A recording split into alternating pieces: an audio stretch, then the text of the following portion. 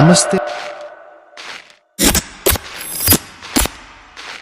दोस्तों, आज हम आपको सुनाने जा रहे हैं एक ऐसी कहानी जो आपके रोंगटे खड़े कर देगी।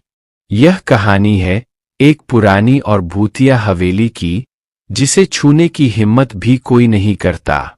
तो चलिए शुरू करते हैं।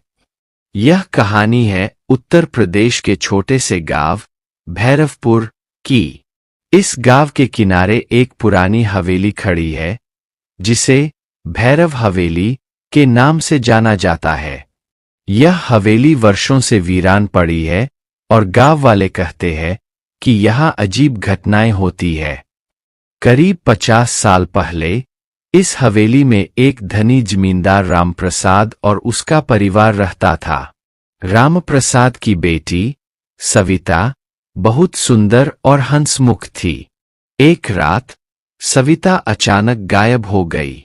उसे ढूंढने की बहुत कोशिशें की गईं, परंतु वह कभी नहीं मिली। उसके गायब होने के बाद रामप्रसाद और उसका परिवार हवेली छोड़कर चले गए। गांव वालों का कहना है कि सविता की आत्मा अब भी उस हवेली में भटकती है। रात के समय हवेली से अजीबोगरीब आवाजें और चीखें सुनाई देती है। कई लोगों ने हवेली के अंदर एक लड़की की परछाई देखी है, जो अचानक गायब हो जाती है। गांव का एक साहसी युवक अरविंद इस रहस्य को सुलझाने की ठान लेता है। वह अपने दोस्तों के साथ रात के 12 बजे हवेली में प्रवेश करता है। हवेली के अंदर का माहौल बहुत ही डरावना था। दीवारों पर पुराने चित्र लटके हुए थे और हर कोने से अजीब सी आवाजें आ रही थीं। अचानक अरविंद और उसके दोस्तों को एक कमरे से हल्की हल्की रोशनी आती दिखाई दी। जब वे उस कमरे में पहुंचे तो उन्होंने देखा कि सविता का पुराना चित्र दीवार पर टंगा था और उसकी आंखों से खून बह रहा था। तभी अचानक दरवाजे अपने आप बंद हो गए और हवा तेजी से चलने लगी।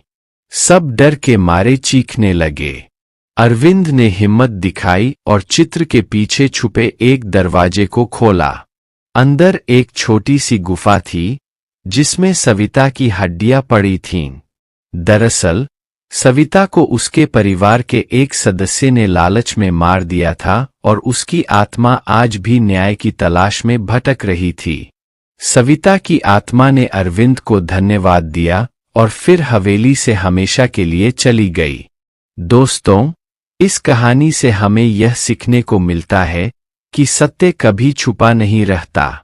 भैरव हवेली का रहस्य तो सुलझ गया, परंतु क्या आपके गांव में भी कोई ऐसा रहस्य छुपा है? अगर आपको यह कहानी पसंद आई हो तो कृपया इसे लाइक और शेयर करें और हमारे चैनल को सब्सक्राइब करना न भूलें। शुक्रिया दोस्तों। अगली बार फिर मिलेंगे एक नई और डरावनी कहानी के साथ।